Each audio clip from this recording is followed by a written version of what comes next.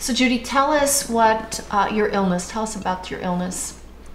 I was diagnosed with multiple chemical hypersensitivities and environmental illness. Oh, it'd be 20-some years ago now, 23, 24 years ago. We went to Dallas then. Gary just happened, a friend gave us a book and gave the symptoms, and he said, this sounds like what's wrong with Judy. So we went down there. We spent 6 weeks in Dallas. I received antigens, which they did help me a lot, and they made me, better on and off, for 20 years. But then the last 3 years of my illness, I had gotten very severely ill again. I had been to Dallas and gotten more antigens, but they did not what you call hold this time. I lost those. And so they did not maintain me. I was isolated from my children, our grandchildren, my husband. Nobody in the house at all I could be around. Gary had to live in the barn, in the shop, and he slept in the barn and his truck, even in the winter time. But he was really sick too, so it wasn't easy. He could offer me no support. I could offer him none. What did you eat? The last 3 years of my illness, I kept losing more and more foods. Till the very end, all I could eat was the organic grape tomatoes and organic cucumbers and beef and chicken, which was organic also, but they made me sick. What about clothes and sleeping? Sleeping was really difficult. I slept on the couch. I had no covers because they would get all contaminated and I would throw them away. My clothing, I had 2 sets of clothing. They'd gotten really old and holes in them. I wear one and wash the other one. I lost all my daughter's college years, virtually all of those. Last time I'd been around our oldest son and his children in their home, I'd gotten really sick, so I couldn't be around them anymore. Our middle son would come and I could talk to him through the doors, and if I wanted to be outside around them at all, I had to pay for it. I was just extremely, extremely lonely. I would leave. Gary would go to sleep about 4 o'clock in the barn, usually in a shop in a chair because his back was so bad he had to sleep sitting up. And I would just leave. He wouldn't even know I was gone because he was so sick. And I would drive around all hours of the night. And I actually had, I was so lonely, I actually had different people I could call different nights so I didn't, bother them too much. And I would even call a ministry in California in tears because I would be hungry. And sometimes I couldn't find food that I could eat, that was not contaminated. You heard Judy's story, a little bit of Judy's story. Our life was not good. It was not good for her. It was not good for us. It was not good for me. I had my own set of issues. When Judy got sick, we'd pastored churches for about 15 years.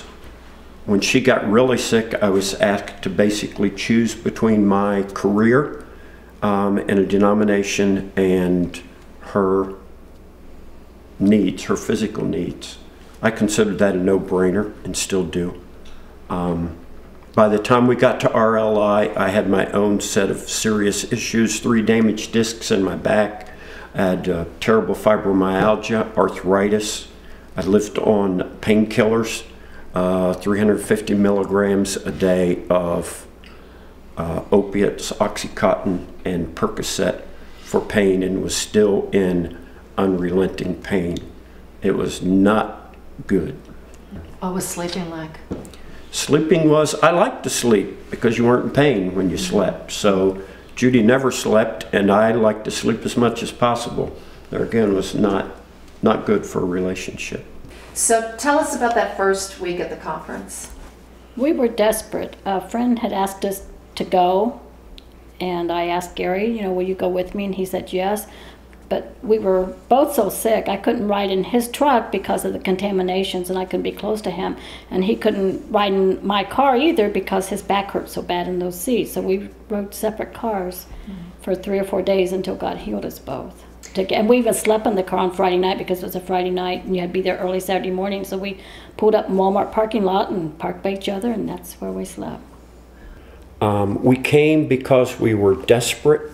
And frankly, what do we have to lose? I thought if we can go to this thing and she gets a little help, it's worth a week. So tell us the progression of your healings throughout the week. I was at the sink or in the kitchen. I looked out the window and Gary wasn't walking all bent over anymore. No sticks for canes, and I could tell he wasn't in pain. And I was kind of hurt because he hadn't said anything, and I think I must have asked him, and he finally said, I didn't want to tell you I was healed because I was concerned that you were afraid you weren't going to be healed also. But we hadn't really asked for healing. We just went hoping that the other person would be made well, because then we could cope with life. If the other person was better, then we could cope. Midway through the conference, I can remember the night I received the most healing, God told me I could go visit Gary's mother in Florida and be a grandmother to our grandchildren. Now, which I hadn't been able to do. I couldn't be around our grandchildren. I didn't, hardly know them at all. And I knew if I could do those things, that I could do what I wanted to and eat what I wanted to do. So I started eating. That night, we went home in our separate cars, and we actually laid out under the lawn, on a lawn chair all night under the stars in each other's arms. That's what we did that night. And what happened the next day? We ordered subs, and Gary went and picked up our subs, and we sat out in the lawn chairs and had our Italian subs. And then I was walking through the yard barefoot, which was really cool because I hadn't done that for 20 years. There was no way I would go barefoot because of the horrible allergic reactions to the bug bites. As a matter of fact, I wore long sleeves, I wore socks, I wore long pants. I never even wore shorts. I was so terrified of any kind of a bug biting me. Before the conference, when we said goodnight, if we said goodnight, would be through a glass door in the front of our house. By mid-conference, she mentioned we drove in 2 cars initially. We were going in the same car, and by the end of the week, staying at Doubletree together. You know what was really cool? We waited a couple days when we got to call each of our children one by one and his mother and say, God healed us. That was really fun. What's happened to you spiritually? Well, we knew we weren't, quite where we should be in our relationship with God.